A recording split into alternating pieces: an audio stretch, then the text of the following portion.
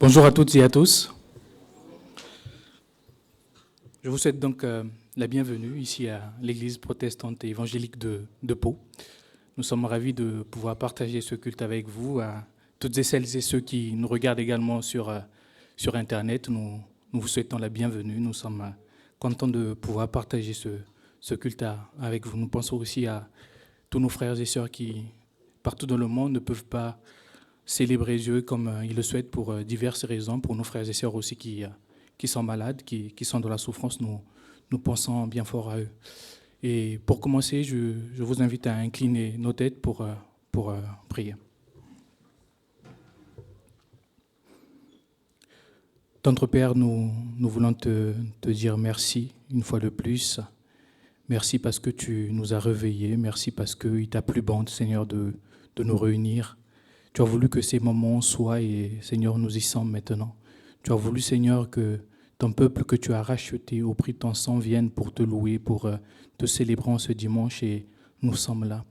Seigneur, laisse que tu puisses disposer nos cœurs à t'entendre, toi, à t'écouter, Seigneur, par ta parole, mais aussi par les cantiques, Seigneur, et que nous soyons tout à toi, qu'il ne soit pas dit de nous, Seigneur, que cette église, ce peuple m'honore des lèvres, mais son cœur est éloigné de moi. Non, Seigneur, et je t'en supplie, laisse que nos cœurs t'appartiennent et soient tout à toi. Dirige toutes choses, Père, dans le nom de Jésus-Christ.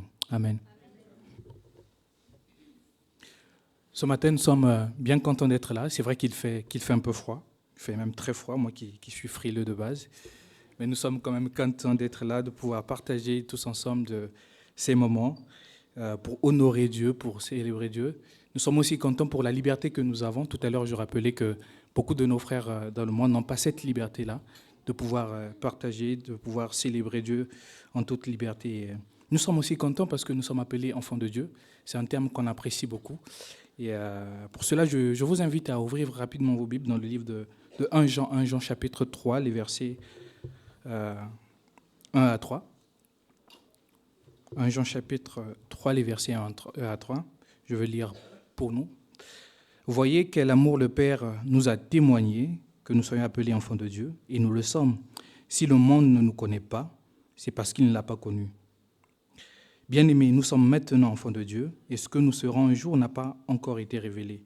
Nous savons que lorsque Christ apparaîtra, nous serons semblables à lui, que nous le verrons tel qu'il est. Le verset 3 nous dit « Toute personne qui possède cette espérance en lui se purifie comme lui-même est pur. » En lisant ce texte, notamment le premier mot, voilà, la Bible nous dit « Voyez, donc regardez, observez, appréciez quel amour le Père donc nous a témoigné pour que nous puissions être appelés enfants de Dieu. » Et cet amour est inconditionnel. Il ne dépend pas de ce que nous pouvons faire pour Dieu ou ce que nous avons fait pour Dieu, mais il est totalement inconditionnel.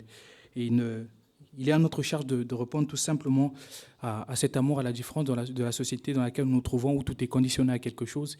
Il faille que tu fasses ceci pour que tu puisses recevoir quelque chose, mais l'amour de Dieu manifesté en Jésus-Christ est inconditionnel pour nous. Et le verset 2 nous dit « Nous sommes maintenant enfants de Dieu ». Alors si l'apôtre Jean dit « maintenant », cela signifie qu'autrefois, cela n'a pas toujours été le cas. Autrefois, la Bible nous dit même que nous étions ennemis de Dieu. Alors comment passons-nous des personnes ennemies de Dieu à des personnes qui deviennent enfants de Dieu? Il y a eu un radical changement, il y a eu une transformation là-dessus, mais c'est parce que nous avons choisi d'accepter le Seigneur Jésus-Christ dans nos cœurs, nous avons choisi de marcher avec lui. Et aujourd'hui, donc, ce qualificatif, ce nom que nous portons d'enfants de Dieu, ne doit pas juste être un slogan, mais il doit être une manière de vivre. Ne doit pas juste s'arrêter ici, dans cette salle, au sortir de ce culte, mais plutôt chaque jour pouvoir le manifester et pouvoir le témoigner. Et la Bible nous dit un peu plus tard que nous le verrons un jour, lorsqu'il apparaîtra. Quelle joie, en tout cas, moi, il me tarde de vivre ces instants de voir Christ tel qu'il est. Et sans plus tarder, je vous invite à prendre les 2 premiers chants qui vont nous accompagner. Un jour dans ses parvis et Hosanna au plus haut des cieux. Donc chantons-les de tout notre cœur, donnez de la voix et célébrons Dieu ensemble.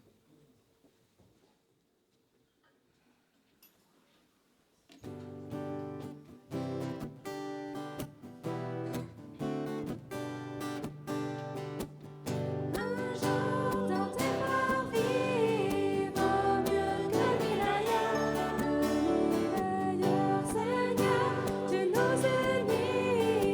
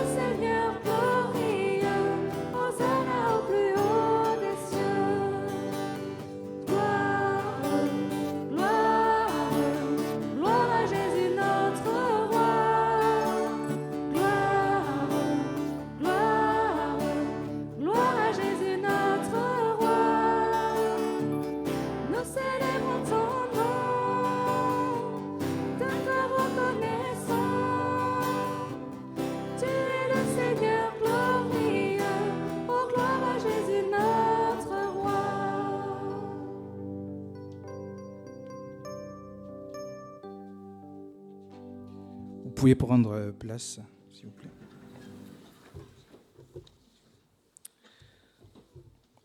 Être appelé enfant de Dieu, c'est très bien, mais encore, il faut en être conscient. Il faut en être conscient qu'on est enfant de Dieu, le Dieu de l'univers, celui qui a tout créé, le grand Dieu, le puissant Dieu. Et qu'est-ce que cela veut dire? Chers parents, qu'attendez-vous de vos enfants? Les enfants, très souvent, ils savent ce que leurs parents aiment et ce qu'ils n'aiment pas du tout, et ce qui signifie qu'ils connaissent aussi bien leurs parents. Et nous aussi, en tant qu'enfants de Dieu, si nous sommes conscients d'être enfants de Dieu, nous devons chercher à le connaître davantage. Nous devons désirer à marcher dans ses voies, nous devons sonder sa parole, nous devons être à son écoute. C'est ça, être enfant de Dieu. Et nous allons prendre les chants suivants. Connaître Christ, qui est un nouveau chant. Au groupe de jeunes adultes, on a l'habitude de le chanter. Nous avons même fait une overdose de ce chant. Et le second chant va s'intituler « Je n'ai que toi ». Et je vais vous lire quand même les paroles de ce nouveau chant « Connaître Christ ». Donc il dit, voilà, « Mon cher désir, connaître Christ, en qui j'ai gagné la justice. Ce don de Dieu, précieux trésor, éclipse mes vains efforts. » Le refrain nous dit, « Jésus, je veux te connaître, toi mon bien suprême, illumine mon esprit, que mon âme émerveillée en toi seul soit comblée. » Est-ce que nous pouvons nous lever pour chanter ces deux chants?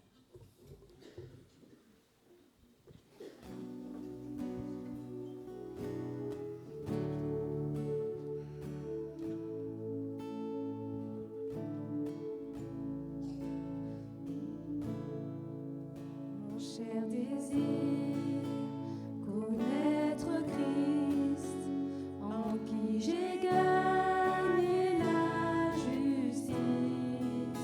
Ce nom de Dieu, précieux trésor, éclipse tous mes vains efforts.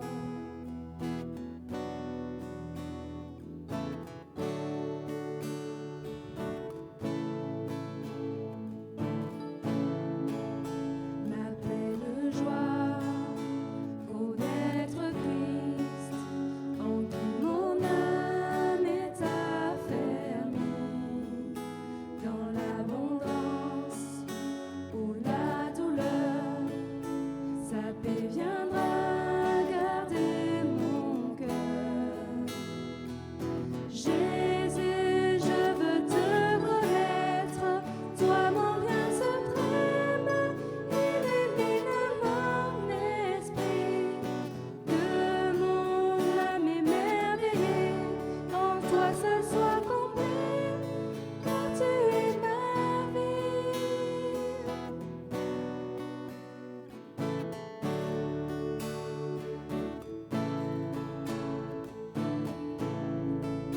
Je veux grandir en sainteté, à Jésus être conformé, en communion à ses souffrances, être changé par sa puissance. Jésus, je veux te connaître, toi mon bien suprême, illumine mon esprit, que mon âme émerveillée en toi seul soit comblée, car tu es la vie.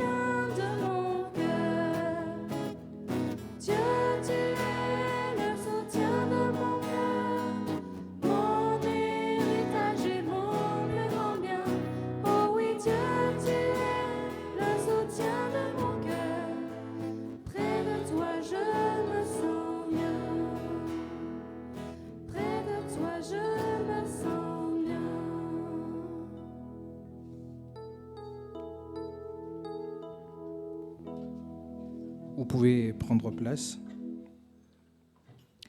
Maintenant que nous sommes conscients d'être enfants de Dieu, je vous invite à prendre un temps de prière durant lequel nous pouvons nous exprimer librement devant Dieu par de courtes prières afin de permettre aux uns aux autres de prier de manière intelligible également. Et je conclurai moi-même par la prière. Prions.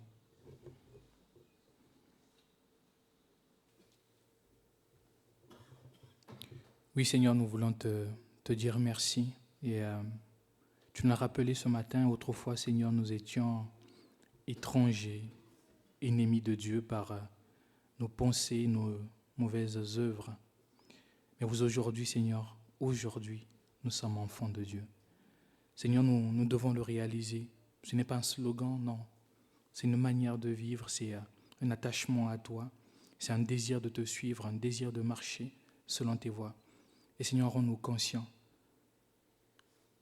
Elle peut être si dure, cette société, mais Seigneur, toi, tu es celui qui nous soutient, tu es celui qui nous garde. Et mets en nous cette pensée, garde-la bien profond en nous. Et en cela, Seigneur, nous voulons t'honorer, te glorifier parce que tu nous réunis. Et tu fais de nous, Seigneur, des frères et sœurs, nous qui ne nous connaissions pas, mais tu nous réunis autour de ta parole, autour d'une même foi. Béni sois-tu, toi qui nous as aimés le premier. Béni sois-tu, toi qui est venu vers nous, toi qui nous as sauvés. Béni sois-tu, toi qui nous aimes, Seigneur, plus que tout, et sois glorifié, Père, au nom de Jésus-Christ. Amen. Depuis quelques dimanches maintenant, nous avons pris l'habitude de faire passer donc le sac d'offrande, et nous allons également le faire ce matin. Et on rappelle à chaque fois pourquoi on le fait, et j'aimerais aussi le faire ce matin. Donc, l'offrande, ou le temps d'offrande est une forme d'adoration, et la meilleure adoration, c'est se donner personnellement et soi-même à Dieu. Et je voulais juste vous lire un verset de l'apôtre Paul qui parle entre autres des offrandes. Donc, il dit dans 2 Corinthiens chapitre 9, le verset 7, que chacun donne comme il a décidé dans son cœur, sans regret ni contrainte, car Dieu aime celui qui donne avec joie. Et je pense que ce verset est clair, donc sentez-vous libre de donner. Et nous allons chanter ce chant, Je loue ton nom, ô Éternel. Vous pouvez vous lever. J'invite Adriane et Paul à se rapprocher pour ce moment.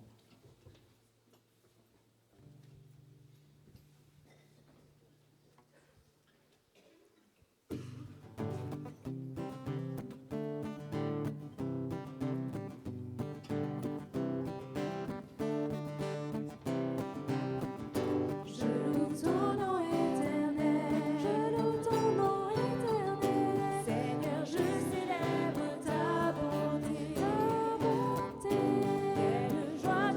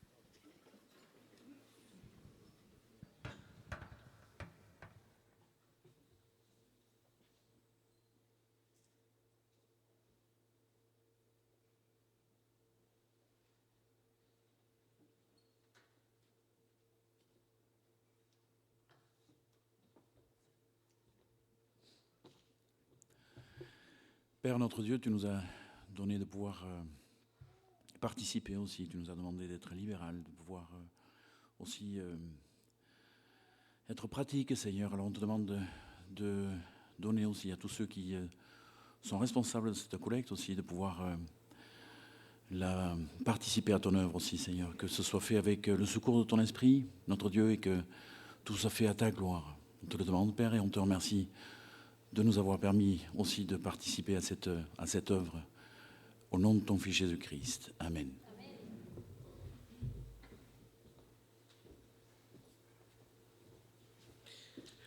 Nous allons passer à un autre moment donc, de ce culte qui est le repas du Seigneur. Pour cela, je vous invite à ouvrir vos Bibles dans le livre d'Hébreux, Hébreux 10, les versets 5 à 10 également. Nous allons lire un texte que j'apprécie bien, il montre un peu les coulisses, si je puis m'exprimer comme ça, de la venue de Christ sur terre. Donc la Bible nous dit, c'est pourquoi en entrant dans le monde, Christ dit, tu n'as voulu ni sacrifice, ni offrande, mais tu m'as formé un corps. Tu n'as accepté ni holocauste, ni sacrifice pour le péché. Alors j'ai dit, me voici, je viens, dans le rouleau du livre, il est écrit à mon sujet, pour faire, ô Dieu, ta volonté. Il a d'abord dit, tu n'as voulu et tu n'as accepté ni sacrifice, ni offrande, ni holocauste, ni sacrifice pour le péché, qui sont pourtant offerts conformément à la loi. Et ensuite, il a déclaré, me voici, je viens pour faire ta volonté. Il a aboli ainsi de cette volonté que nous avons été rendus saints par l'offrande du corps de Jésus-Christ, une fois pour toutes. Et autrefois, quand on demandait pardon à Dieu, cela s'accompagnait d'un sacrifice, un sacrifice animal. Et lors du repas de la Seine, nous, ce que nous faisons, c'est nous voulons nous souvenir de ce que Christ a fait pour nous, de l'œuvre accomplie de Jésus-Christ à la croix. Et dans ce texte que nous venons de lire, nous voyons très bien que la situation n'était pas du tout gagnée pour nous. Personne ne pouvait nous sauver, personne n'était digne, personne n'était capable de pouvoir nous sauver, de venir pour prendre nos péchés. Mais Christ, lui seul, n'a pas regardé à la position qu'il occupait, n'a pas regardé à sa stature au ciel. Il a dit, Seigneur, je viens pour faire, ô Dieu, ta volonté. Et il est venu, et par cette volonté-là, aujourd'hui, vous et moi, nous sommes sauvés. Il a fait une fois pour toutes. Autrefois, il fallait faire des sacrifices continuels, mais aujourd'hui, une fois pour toutes, seul le sacrifice de Jésus-Christ, accompli à la croix, nous sauve et fait de nous des enfants de Dieu. Et nous allons prendre les chants suivants.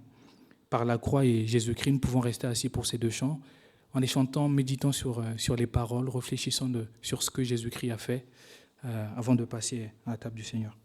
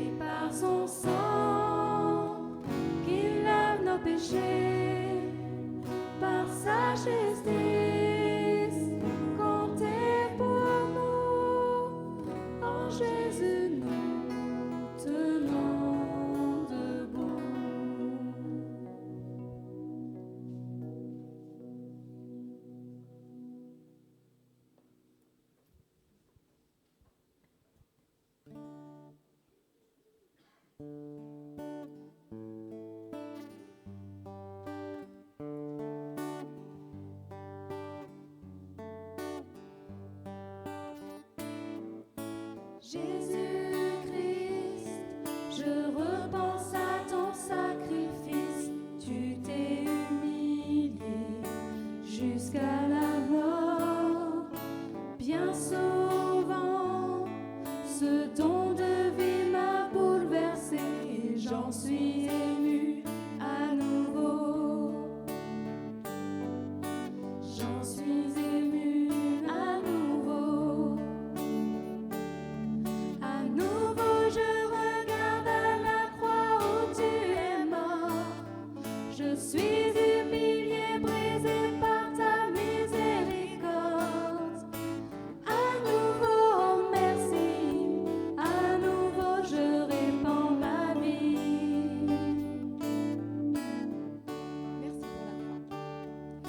Merci pour la croix. Merci pour la croix. Merci pour la croix, Jésus. Merci pour la croix. Merci pour la croix. Merci pour la croix, Jésus. Mais aujourd'hui, tu règnes dans les lieux très hauts, où devant mon roi, je m'inclinerai. À présent, émerveillé par ton salut, oui, mon cœur t'exalte à nouveau. Mon cœur t'exalte à nouveau. À nouveau, je regarde à la croix où tu es mort. Je suis humilié, brisé par ta miséricorde. À nouveau, merci. À nouveau, je répands ma vie.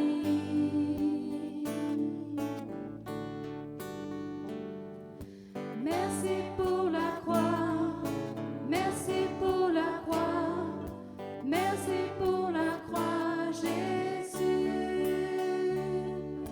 Merci pour la croix. Merci pour la croix.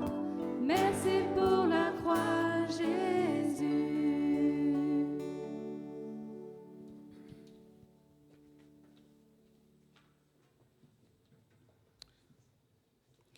J'espère que les paroles que nous venons de chanter sont aussi les vôtres et que vous dites vraiment dans votre cœur merci pour la croix.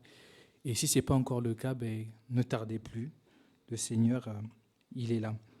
Et j'invite donc toutes les personnes qui ont accepté le Seigneur Jésus-Christ comme Seigneur et Sauveur dans leur vie et qui l'ont publiquement témoigné et accepté en passant par les eaux du baptême à se lever pour faciliter la distribution. Et j'invite aussi les frères que j'ai sollicités en début de culte à s'approcher pour m'aider à partager le pain et le vin. Et nous allons nous attendre pour manger le pain et prendre la coupe.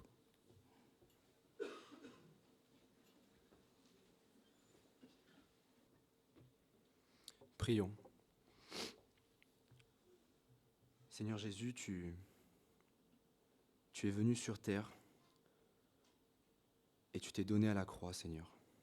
Tu as tellement souffert, Seigneur, et on ne peut à peine imaginer tout ce que tu as dû endurer, Seigneur.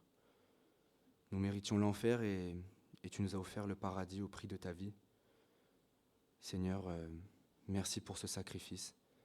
Ton corps brisé à la croix, Seigneur, qui nous a libérés, Seigneur. Et Seigneur, quiconque accepte, Seigneur, t'accepte dans nos vies, Seigneur, alors on peut à notre tour être libéré aussi, Seigneur. Seigneur, merci pour tout ce que tu fais, merci pour ce que tu es, et merci pour ce sacrifice à la croix qui durera éternellement. Merci. Dans le nom de Jésus, Amen.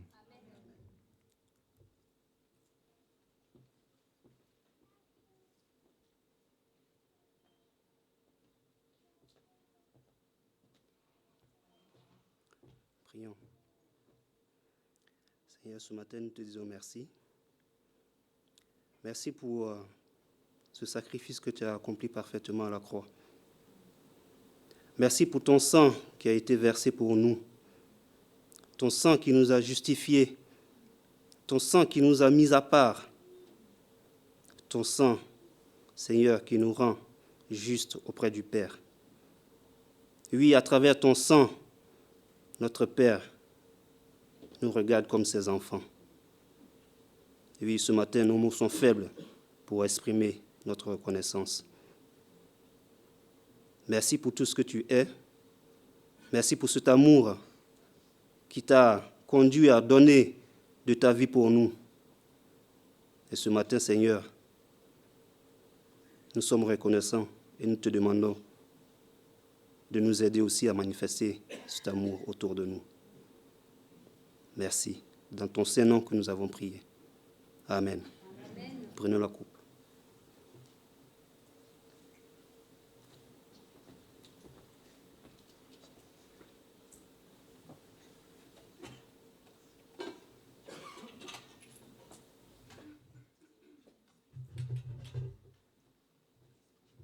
Vous pouvez prendre place.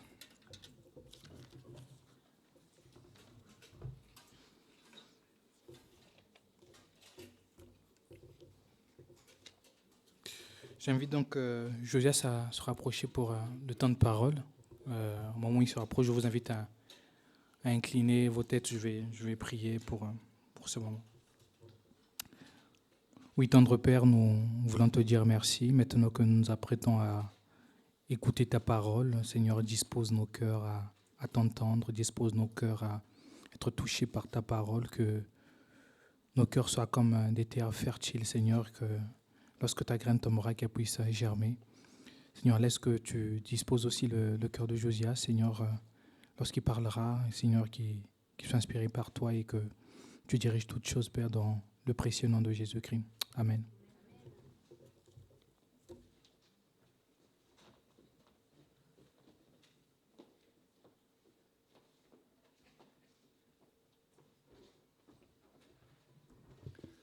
Alors, bonjour à chacun. Je pense que parmi vous, il y a peut-être plusieurs qui suivent les actualités. Alors, si c'est le cas, vous savez que ce qui a fait les gros titres des journaux cette semaine, ce sont les otages donc, au Moyen-Orient, avec des libérations pour certains, et puis pour d'autres, c'est encore l'attente. Et peut-être que vous avez assisté à des interviews de familles dont les proches, peut-être les enfants, ont été retenus comme otages. Et si c'est le cas, vous avez remarqué, il y a une constance. Tous disaient, mais, voilà, je ne pourrais y croire que quand je vais le serrer dans mes bras. Mais là, je ne veux pas me faire d'espoir.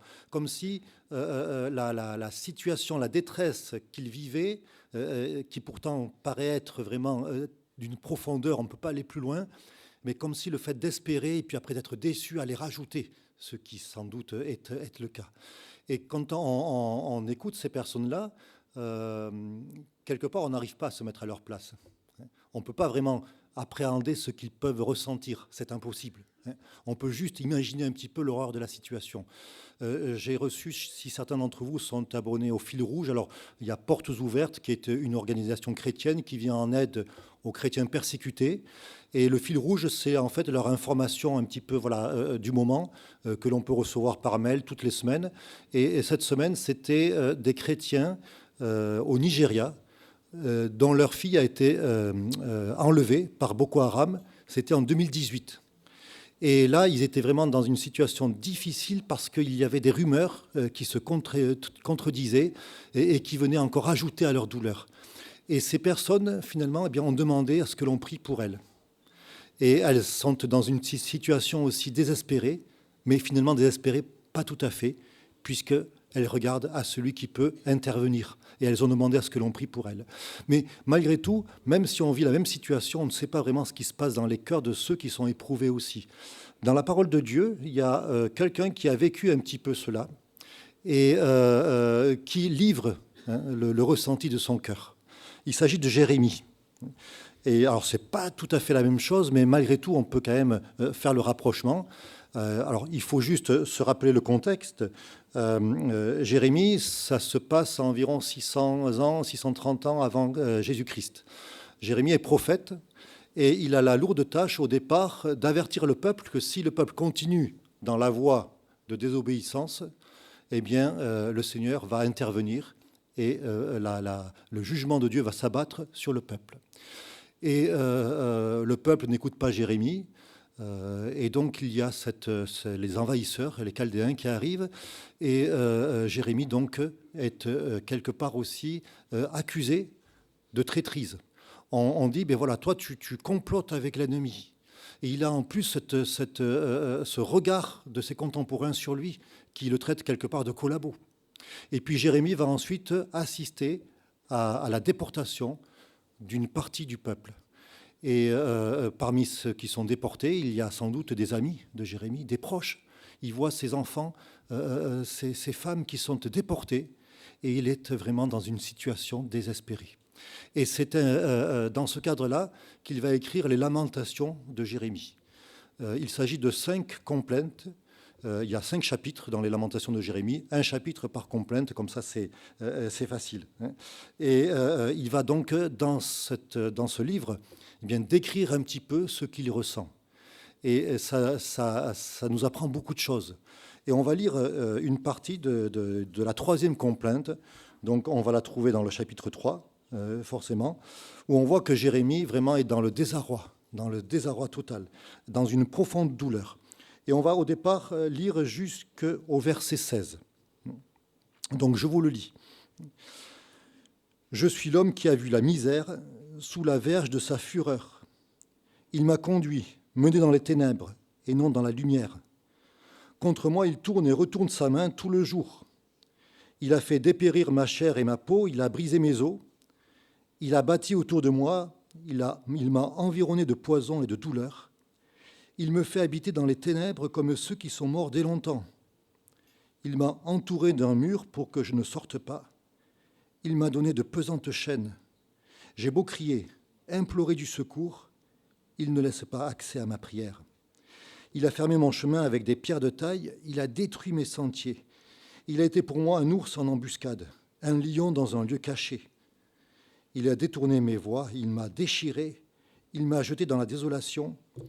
Il a tendu son arc, il m'a placé comme un but pour sa flèche. Il a fait entrer dans mes reins les traits de son carquois. Je suis pour tout mon peuple un objet de raillerie, chaque jour l'objet de leur chanson. Il m'a rassasié d'amertume, il m'a enivré d'absinthe.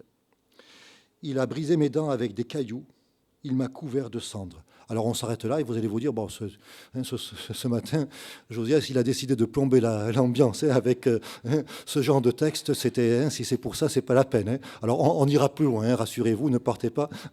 On ira plus loin après. Mais juste, je voudrais, avant de continuer un petit peu encore, je voudrais juste vous poser une question. De qui parle Jérémie ici, quand il dit « il m'a conduit, il m'a mené dans les ténèbres », etc. De qui parle-t-il? Bon, pardon? Il parle de Dieu. Quand il dit « il m'a conduit dans les ténèbres », il parle de Dieu. Donc c'est extraordinaire, il parle de Dieu. Vous voyez dans quel état Jérémie, dans quelle situation il est, dans quel désespoir, et le regard totalement faussé sur Dieu qu'il a à ce moment-là. Et on continue, et vous verrez que voilà, il parle vraiment de Dieu, et de son le contexte nous le montre, et le livre aussi. Je continue donc à partir du verset 17, et là, il s'adresse directement à Dieu, et il lui dit « Tu m'as enlevé la paix, je ne connais plus le bonheur, et j'ai dit, ma force est perdue, je n'ai plus d'espérance en l'Éternel. Quand je pense à ma détresse et à ma misère, à l'absinthe et au poison, quand mon âme s'en souvient, elle est abattue au-dedans de moi. » Et là encore, ce sont des paroles qui sont quand même particulières. Si quelqu'un priait ainsi, tu m'as enlevé la paix, je ne connais plus le bonheur, et si cette personne ajoutait, je n'espère plus rien de l'Éternel, c'est aussi d'autres traductions, on se dirait, lui, il a perdu la foi. Quelque part, il a perdu la foi, lui. Ou si le mardi soir, vous savez, le mardi soir, souvent, on prend, lors des réunions de prière, on prend des exemples de prières d'hommes de Dieu. Si on prenait celle-ci, ça serait un petit peu difficile après d'enchaîner pour, quelque part, montrer qu'on peut vraiment se reposer sur notre Dieu. Heureusement, le texte va continuer. Mais juste avant de continuer plus loin, je voudrais juste faire une petite réflexion que j'ai déjà eue, mais qui, moi, m'encourage énormément. Parce qu'on peut se demander, mais pour quelle raison, finalement, il y a ces textes, ces paroles, dans la parole de Dieu, dans la Bible? Pourquoi Dieu met ce genre de texte dans sa parole? Pourquoi? Alors on comprend lorsque ce sont des paroles d'encouragement, de confiance totale en un Dieu, une foi inébranlable, on comprend cela. Mais ici, c'est tout l'inverse. Et vous voyez, quelque part, moi, ça m'encourage énormément, pour plusieurs raisons. D'abord, avec Dieu, on n'a pas besoin d'avoir une façade. On n'a pas besoin de faire semblant. Non, on peut vraiment déverser notre cœur et lui apporter tout ce qui est sur notre cœur. Et même si on connaît des périodes de doute, eh bien, on peut le dire à notre Dieu. Et ça, je trouve que c'est tellement encourageant, tellement formidable. Parce que finalement, ça nous montre une chose. Ça nous montre que, oui, Dieu connaît nos cœurs. Il nous connaît parfaitement. Et il y a d'ailleurs des psaumes et beaucoup de paroles qui nous le disent. Le psaume 139, versets 1 à 3. « Éternel, tu me sondes et tu me connais. Tu sais quand je m'assieds et quand je me lève. Tu pénètres de loin ma pensée. Tu sais quand je marche et quand je me couche. Et tu pénètres toutes mes voies, car la parole n'est pas sur ma langue, que déjà, ô Éternel, tu la connais entièrement. » Et lorsque Jérémie a écrit ces paroles, l'Éternel connaissait son cœur. Et il met ces paroles dans son livre, et c'est quelque chose qui est unique. Prenez tous les livres qui servent de base à d'autres religions, vous ne verrez jamais ce genre de texte. Mais si Dieu le met, c'est parce qu'il connaît notre cœur. Il sait que, eh bien oui, nous sommes aussi sujets au doute. Mais il sait aussi que, eh bien, nous n'avons pas besoin devant lui de porter un masque, d'avoir une façade. Nous pouvons être vrais. Et ce qu'il y a de merveilleux, c'est que, eh bien, ça nous montre aussi que si des hommes de Dieu ont pu traverser de telles situations, eh bien, alors c'est que bien, nous aussi, nous sommes comme eux. Il y a un évangéliste qui disait, qui avait l'habitude de dire que nous sommes tous faits de la même pâte. Nous sommes tous effectivement de la même pâte et nous pouvons aussi connaître ces situations. Mais ce qu'il y a de merveilleux, c'est qu'avec ces paroles de doute, eh bien, nous trouvons aussi, et c'est une application pour nous, nous trouvons aussi la clé pour sortir de ces situations. Et c'est ce que on va lire aussi lorsque on va continuer. On va continuer un petit peu les paroles, mais je voudrais aussi encore parler de ce texte.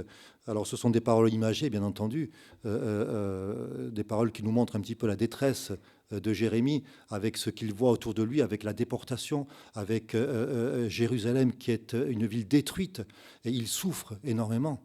Mais c'est aussi des paroles qui s'attachent et qui sont également personnelles, et qui, quelque part, ont un rapport avec ce qu'il vit. Et lorsque vous lisez la vie de Jérémie, vous savez qu'il a passé par des situations tellement difficiles.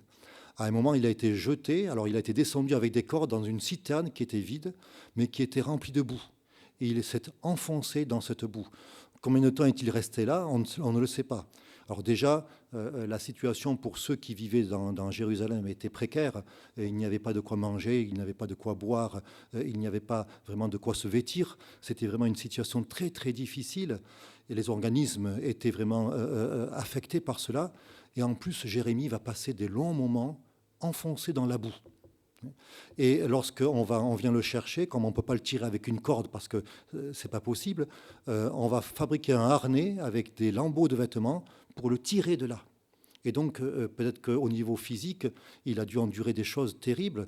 Et ce qu'il dit là, il y a aussi une possibilité pour que ça se rapporte à ce qu'il a vécu. Et lorsqu'il va dire « ma chair et ma peau hein, », au verset 4, il a fait dépérir ma chair et ma peau. Probablement qu'il y a aussi un problème de santé pour lui, à cause de tout ce qu'il a vécu. Lorsqu'il dit, toujours dans ce verset 4, « il a brisé mes os », hein, qu'en était-il? Est-ce que lorsqu'il a été descendu dans la fosse, dans la citerne vide, est-ce qu'il a fait une chute qui a été aussi pour lui quelque chose de difficile? En tout cas, ce qu'il dit, ça a aussi un rapport avec ce qu'il vit. Au verset 13, il va parler de flèches qui percent ses reins. Et peut-être aussi l'image de douleur importante qu'il pouvait connaître. Verset 16, il a brisé mes dents avec des cailloux. Alors on pense bien que ce ne sont pas des cailloux qui lui ont brisé les dents, mais avec toutes ces privations. Qu'en était-il aussi de sa dentition? Voilà. Mais quelque part, quand on le lit aussi sous ce regard-là, eh bien, on peut également se reconnaître. Et on peut aussi dire, oui, mais finalement, quelque part, eh bien, Jérémie connaît des situations que moi aussi, je peux connaître, avec des problèmes physiques. Et cette lecture nous rend déjà beaucoup plus proches de Jérémie. Et ce qu'il y a de beau, c'est que Jérémie ne s'arrête pas là. Et ça, c'est vraiment quelque chose d'important pour nous. Et on va continuer notre lecture au verset 21. « Mais voici ce que je veux repasser en mon cœur. Voici ce qui me donnera de l'espérance. Les bontés de l'Éternel ne sont pas épuisées. Ses compassions ne sont pas à leur terme. Elles se renouvellent chaque matin. Oh, que ta fidélité est grande.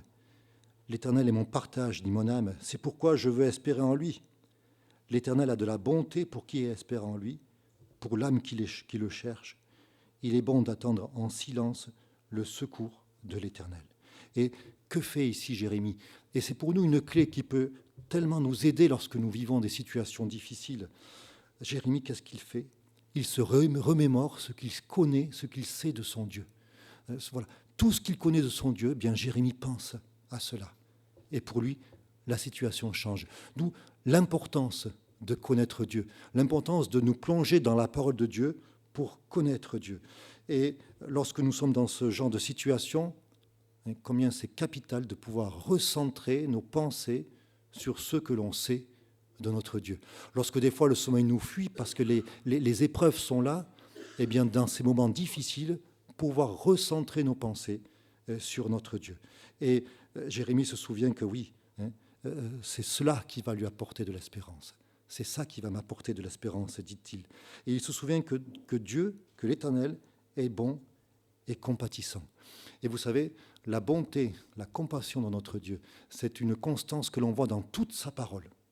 Dans toute sa parole. Lorsque Moïse est sur la montagne sainte avec les tables de la loi à la main, l'Éternel va passer devant lui, va se présenter à lui, et il va se présenter en ces termes: l'Éternel, Dieu miséricordieux et compatissant, lent à la colère, riche en bonté et en fidélité.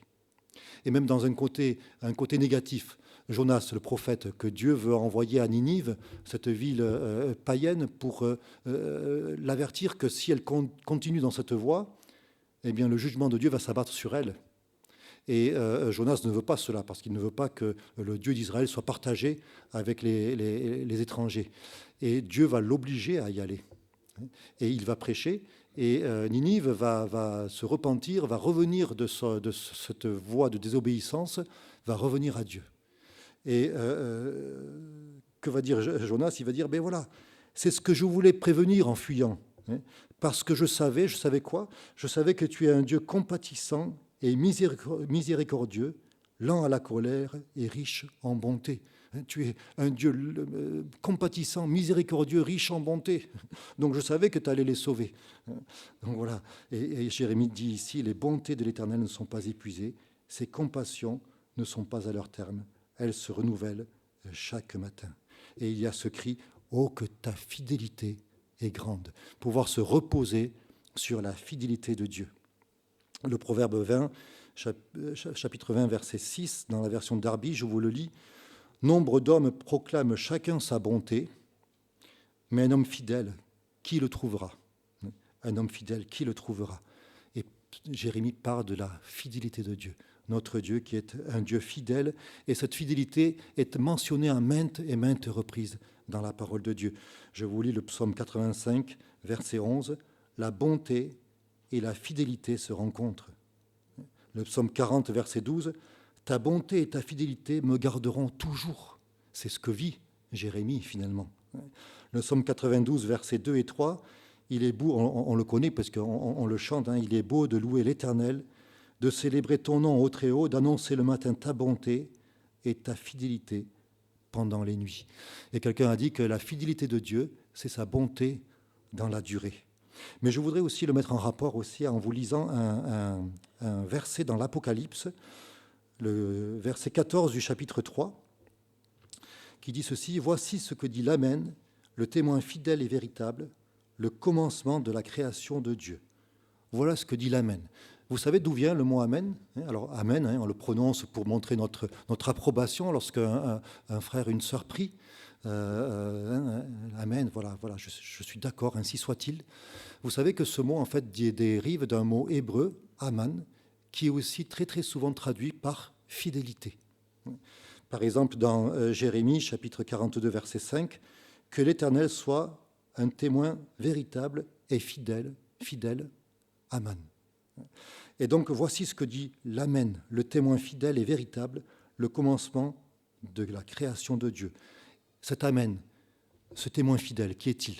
Alors ce n'est pas difficile, hein, on le sait, et quand on connaît la parole de Dieu, on sait de qui l'auteur de l'Apocalypse, Jean, parle ici, mais je vous lis aussi dans le chapitre 1, verset 5, Jésus-Christ, le témoin fidèle, le premier-né des morts et le prince des rôles de la terre, à celui qui nous aime, qui nous a délivrés de nos péchés par son sang et qui a fait de nous un royaume, etc. Jésus-Christ, le témoin fidèle. C'est lui vraiment l'Amen, le témoin fidèle. La fidélité de Dieu nous pousse tout de suite à regarder à Jésus-Christ. Et il y a un psaume qui dit « La bonté et la fidélité sont devant ta face ». Lorsque je pense à Dieu, lorsque je regarde Dieu, je vois sa bonté, je vois sa fidélité. Mais on sait aussi que nul ne peut regarder Dieu et vivre. Alors, comment peut-on faire pour regarder Dieu? Eh bien, Jésus a dit, celui qui m'a vu a vu le Père. Et tout à l'heure, dans une prière, une sœur a mentionné, a dit, voilà, on contemple Jésus-Christ et on voit le cœur du Père. Et oui, lorsque nous contemplons Jésus-Christ, le témoin fidèle, eh bien, nous voyons toute la bonté, toute la fidélité de notre Dieu. Et cette fidélité qui est aussi associée à son amour infini. On voit vraiment le cœur du Père. Et on peut faire le parallèle avec ce texte. Vous savez, si on lit ces premiers versets que je vous ai lus, là, hein, c'est vrai que de prime abord, ça paraît tellement désespérant. Hein. Si on s'arrêtait là, et si on le regarde avec un regard un petit peu détaché, on se demande même pourquoi c'est dans la parole de Dieu. Mais en fait, c'est un passage qui nous apporte une espérance extraordinaire, au contraire. Hein, parce que c'est un passage qui nous montre aussi Jésus-Christ. Parce que qu'est-ce que fait Jérémie ici? Il s'identifie au peuple coupable. Est-ce que Jérémie a désobéi? Absolument pas. Jérémie a été obéissant à son Dieu et cela lui a coûté cher. Et pourtant ici, il s'identifie totalement au peuple coupable. La colère de Dieu va s'abattre ou s'est abattue sur le peuple parce qu'il a désobéi. Jérémie, lui, n'a pas désobéi. Donc, il peut échapper à cette colère s'il le veut. Mais il reste là.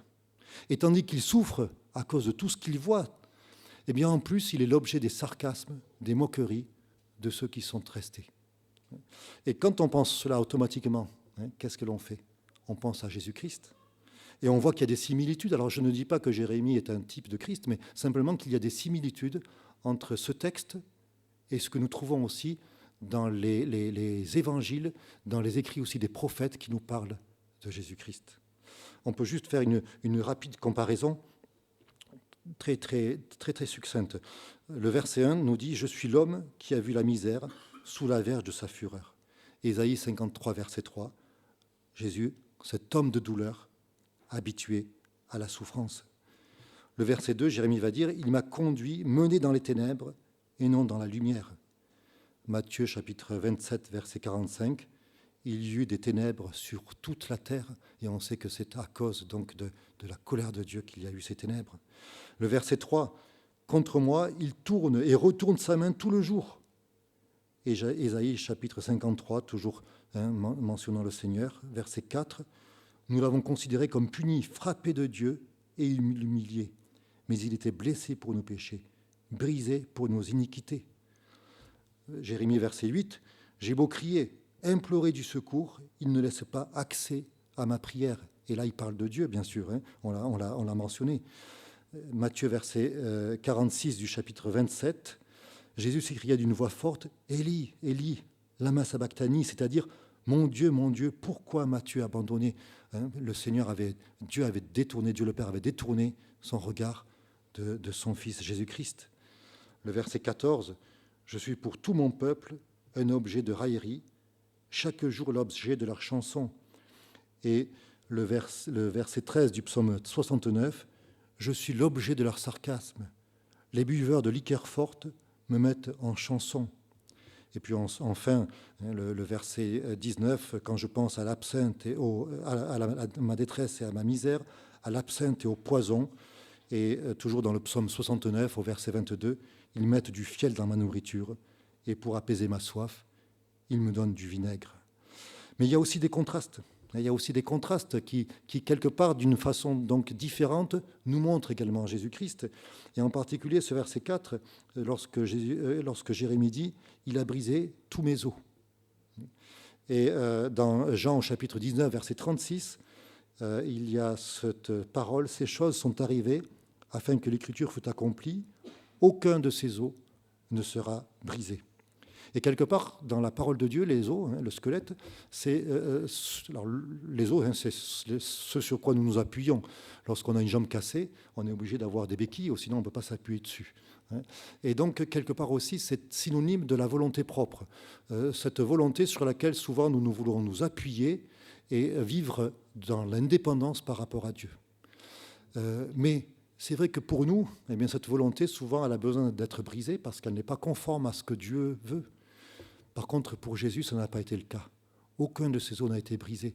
Et lorsque nous le voyons, notamment lorsqu'il était dans cette souffrance, je vous lis dans Marc au chapitre 14, verset 36, je vous le lis dans la version Osterwald, il disait « Abba Père, toutes choses te sont possibles, détourne cette coupe de moi », parlant donc de l'œuvre de la croix. « Toutefois, non pas comme je veux, mais comme tu veux », parce que le témoin fidèle, eh bien, volontairement, s'est soumis à la volonté de son Père, à la volonté de Dieu, pour nous permettre de vivre réconciliés avec Dieu. Il est allé jusqu'au bout de son engagement et de son amour pour nous sauver.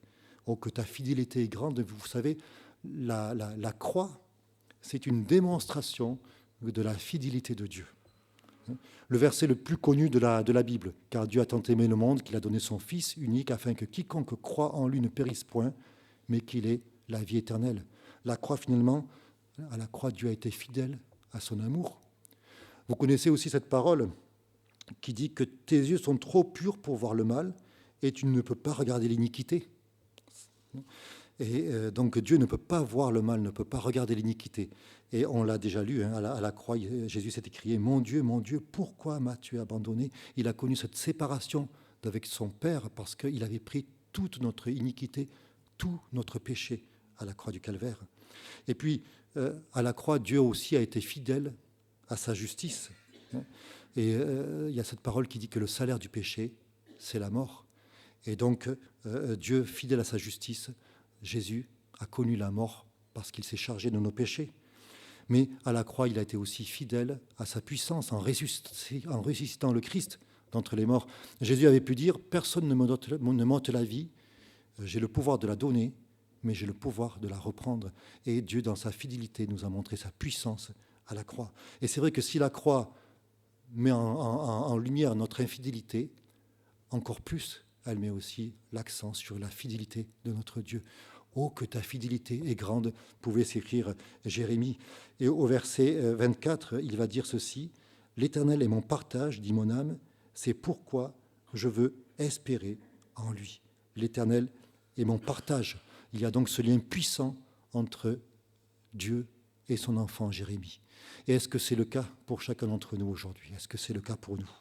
L'Éternel est mon partage. Le terme partage, en fait, il se rapporte à cette part d'héritage, ce que Dieu avait donné à ses enfants, donc avec cette terre que chacun avait, sauf les Lévites, cette terre qui était donc dans un territoire donné à la tribu, et ce territoire lui-même était dans ce pays promis.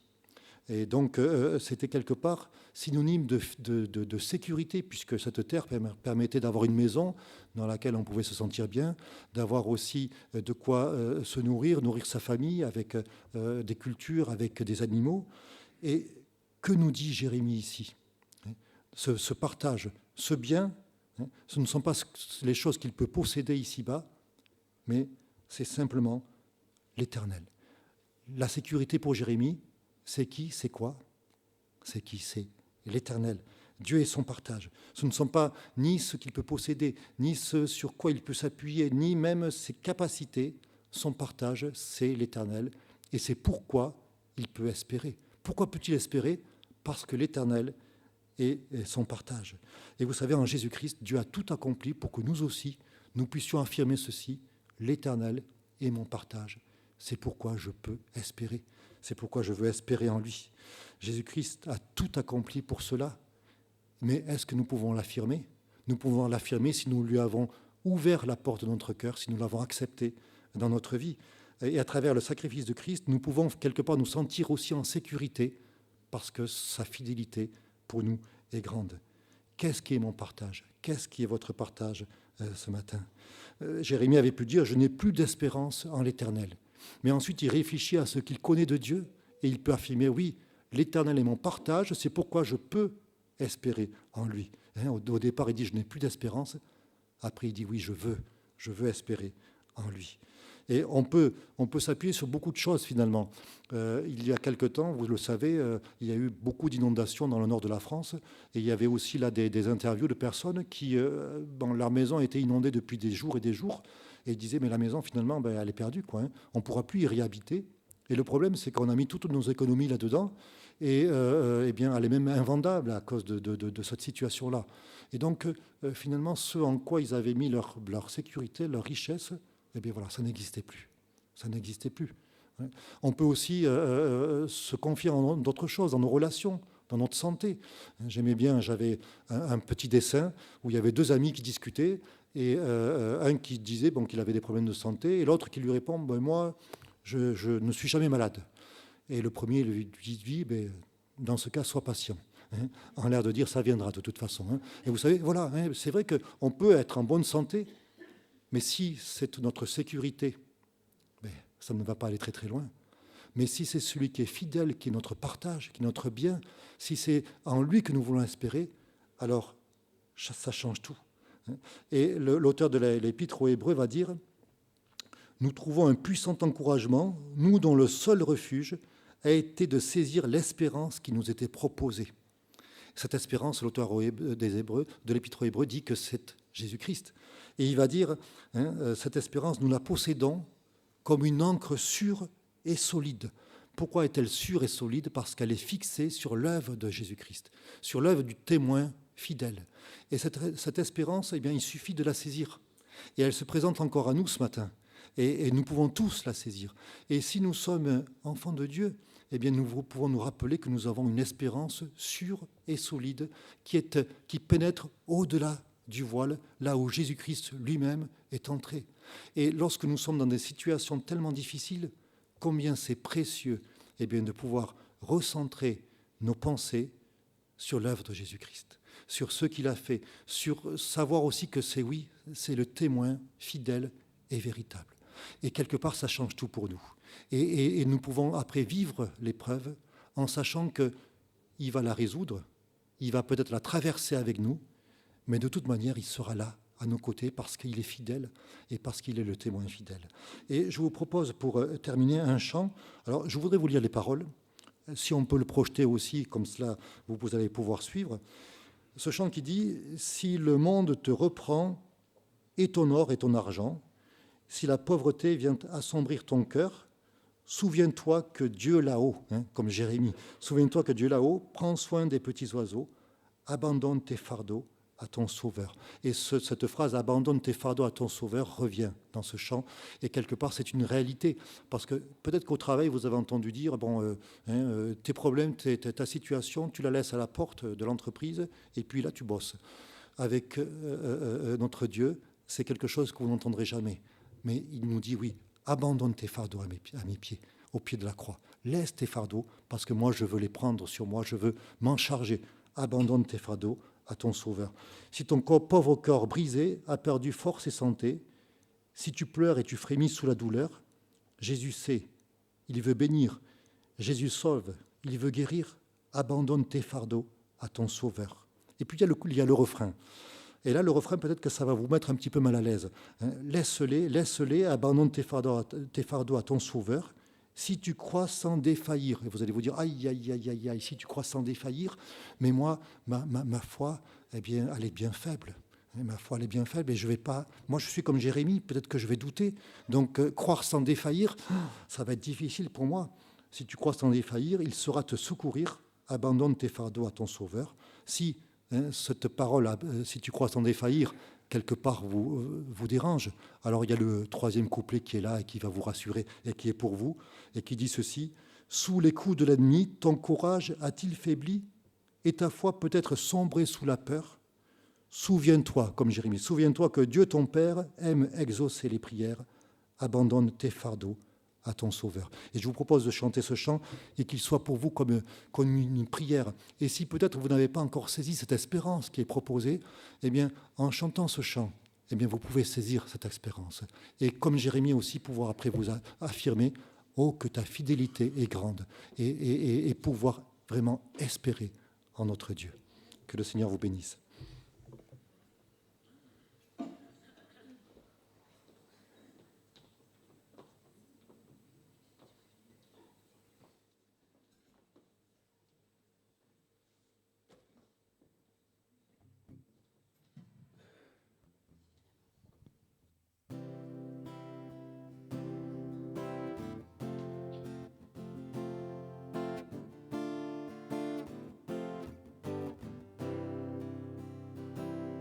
Si le monde te reprend et ton or et ton argent, si la pauvreté vient assombrir ton cœur, souviens-toi que Dieu là-haut prend soin des petits oiseaux. Abandonne tes fardeaux à ton Sauveur. Laisse-les, laisse-les. Laisse tes fardeaux aux pieds de ton Sauveur. Si tu crois sans défaillir, il saura te secourir. Abandonne tes fardeaux à ton Sauveur. Si ton corps brisé a perdu force et santé, si tu pleures et tu frémis sous la douleur, Jésus sait, il veut bénir, Jésus sauve, il veut guérir. Abandonne tes fardeaux à ton Sauveur. Laisse-les, laisse-les. Laisse tes fardeaux aux pieds de ton Sauveur. Si tu crois sans défaillir, il saura te secourir. Abandonne tes fardeaux à ton Sauveur. Sous les coups de l'ennemi, ton courage a-t-il faibli? Et ta foi sombrée peut-être sous la peur. Souviens-toi que Dieu ton Père aime exaucer les prières. Abandonne tes fardeaux à ton Sauveur. Laisse-les, laisse-les. Laisse tes fardeaux aux pieds de ton Sauveur. Si tu crois sans défaillir, il saura te secourir. Abandonne tes fardeaux à ton Sauveur. Laisse-les, laisse-les. Laisse tes fardeaux aux pieds de ton Sauveur. Si tu crois sans défaillir, il saura te secourir. Abandonne tes fardeaux à ton Sauveur. Abandonne tes fardeaux à ton Sauveur.